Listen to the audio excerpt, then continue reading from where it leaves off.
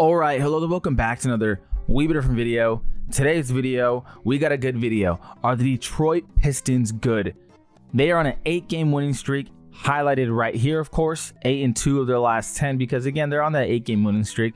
But things are getting spicy here. They are, what was that, the 6th seed now? The 6th seed just behind the Bucks, or sorry, tied with the Bucks, just behind the Pacers. Only a game behind them. But going into their game log, so going into this Celtics game that they did win today, the topic of discussion was Celtics will win because if you look at the strength of the schedule for the Pistons and their 8-game winning streak, it's not that special. Beating the Sixers, nothing crazy.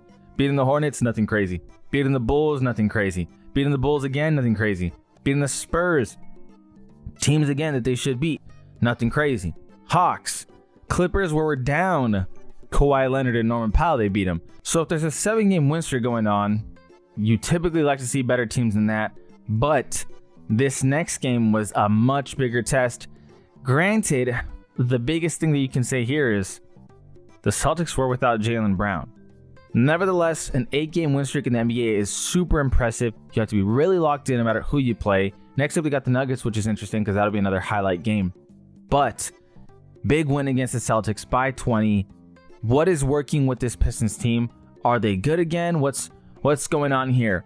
You take a look at their usage. Tobias Harris has stepped up into more of a, pocket scorer role where he's not the main focus, but he can come in and make some plays. Oscar Thompson is a good versatility option and someone you can alley-oop to, someone who makes great defensive plays. Jalen Duren is your typical center who really good at the pick and roll game. Solid enough rim protector, really strong at rebounds. Cade Cunningham has become a borderline superstar, if not superstar, with his play this season. Tim Hardaway Jr. does enough to where he can get hot in any game, and he's a shooter. And then Malik Beasley, this one I have to talk about. This dude can absolutely light it up.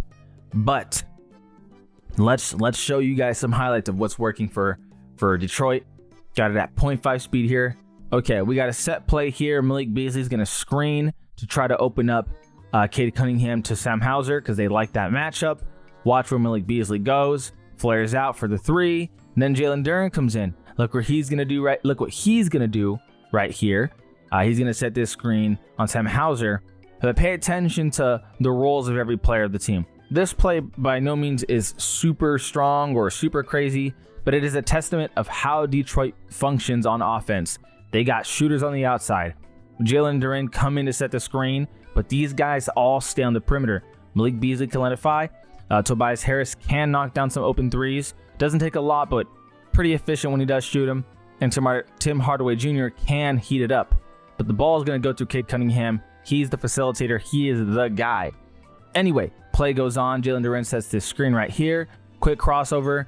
Use the screen. Now you got attention of Jason Tatum, who hasn't completely closed in, but he's definitely closer than he should be if this guy was a really good shooter. Malik Beasley got some space right here because Peyton Pritchard eyes are on Cade Cunningham. Don't recall this player's name, but he's got eyes on Cade Cunningham as well. But he's there to cut off any passes to Tim Hardaway. And if he absolutely wanted to, Cade could also push for the lob to Jalen Duren right here, or outright just attack himself. So he's got options. Pushing the play forward, just goes up with it himself. Reason being is, for one, they didn't commit all the way. Now, we can take a look at this closely. He did have 3 options again, but 3 guys are collapsing on him, but just didn't full-on commit. Because if they did full-on commit, it does leave their respective guys wide open. Could go for the lob, like I said, but not a full commit from anyone. Easy bucket. Nothing crazy on this highlight, right? But it does show what this team does on offense. It does show how they operate and how they get their scoring, because they can go to the guys I did mention, but Cade also can just do it himself. We mentioned it earlier about Oscar Thompson, but this is an example of him being versatile. Like I said, having some offensive prowess, but defensively, this is where he really has his strong suit on Jason Tatum. Tough assignment, obviously. Jason Tatum is an elite player. Gets in his grill right here, and it's not enough what Jason Tatum does. Oscar Thompson recovers, and now he's on a fast break. Sasser right here, Beasley right here, makes the easy pass to Malik Beasley, and that's just an easy finish. Okay, we got a pretty fun play going on here. Cade Cunningham at the top, of course, running a play here. Isaiah Stewart's going to come in and set this screen on Drew Holiday. Want you to pay attention closely to Malik Beasley here. We get that screen, and then we got Ron Holland coming down, already got some movement. Malik Beasley's right here, looking like he's going to set a screen. Isaiah Stewart has already set this screen. Play goes on, Cade Cunningham cuts right, and you have alley-oop potential as the first read already right here. Running towards the basket is Ron Holland, and Cade Cunningham, of course, can make that pass, but check this out. Play goes on, pass is not made. He sees Kristaps Porzingis kind of right here, looking this way. But look at Malik Beasley. He's freed up and open, and look at Isaiah Stewart coming here to set this screen. Malik Beasley being the flamethrower that he is. Good finish with the three. That is a beautiful play. Talking about two different options for Cade Cunningham being able to facilitate. That is how you do it. All right, we got a fun one here. This one is against the Spurs, but it really just continues to show Cade's ability to facilitate for this team. Jalen Duren setting the screen on Jeremy Sohan. Cuts out.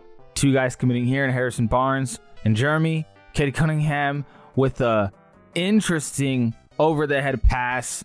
Athleticism is something this team doesn't lack, but that is a great pass.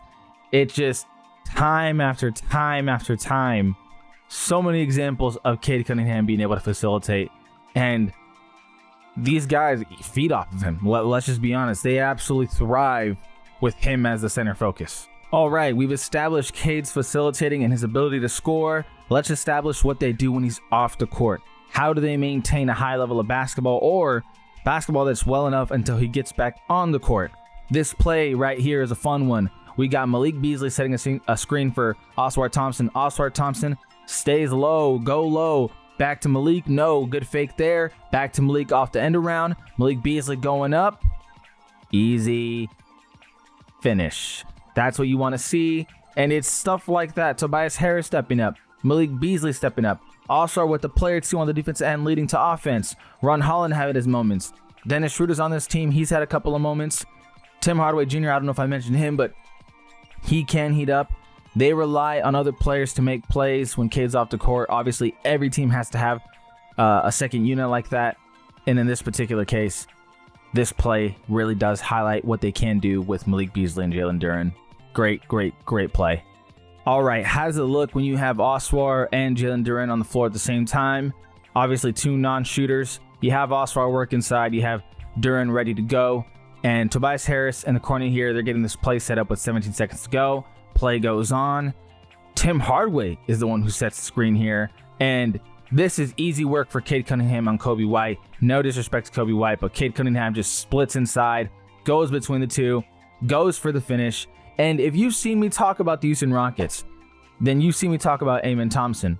This is Amen Thompson's spot as well, and they have Oswar working here. Because again, you can't really have Oswar and Jalen Duren shoot the ball from the perimeter. So you kind of have to have some on opposite sides of the block, but well within range for any alley-oops. And you could also have Jalen Duren just come out with these screens. But in this case, it was Tim Hardaway to force Kobe White onto Cade Cunningham. Cade splits in between, like I said. And this finish right here, just a strong finish. All these plays I'm showing you, they're not plays on the fly. They're plays that either go through Cade Cunningham, and even if the one highlight that we saw that didn't go through Cade, it was Malik Beasley and Jalen Duren.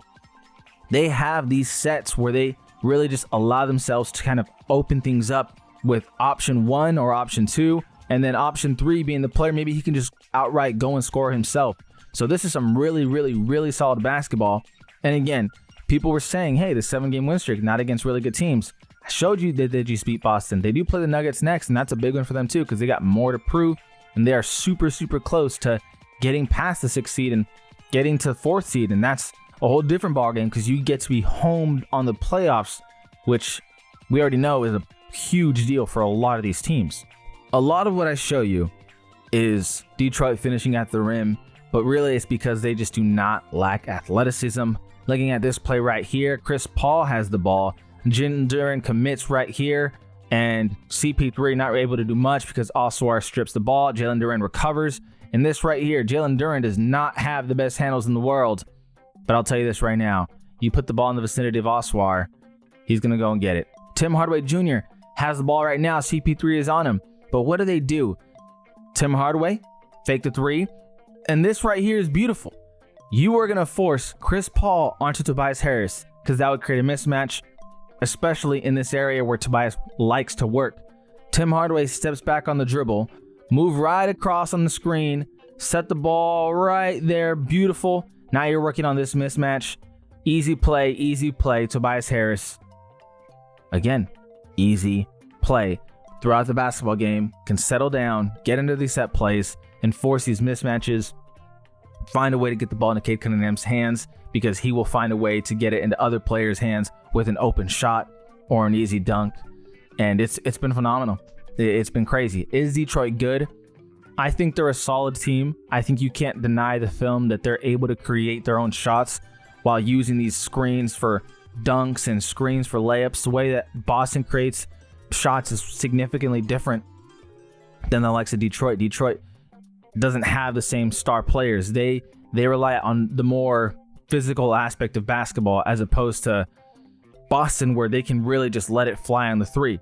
But anyway, let me know what you guys think. Do you think Detroit's good? Do you think they're a problem on this 8-game winning streak? I'm curious how they're going to handle Denver, but nevertheless, I'm excited moving forward, seeing the ball, Cade Cunningham's hands. What will they do in the playoffs? So many questions. Feel free to like, subscribe. It goes a long way to helping the channel. As always, this is Ollie Been Different. We've been different, and we out.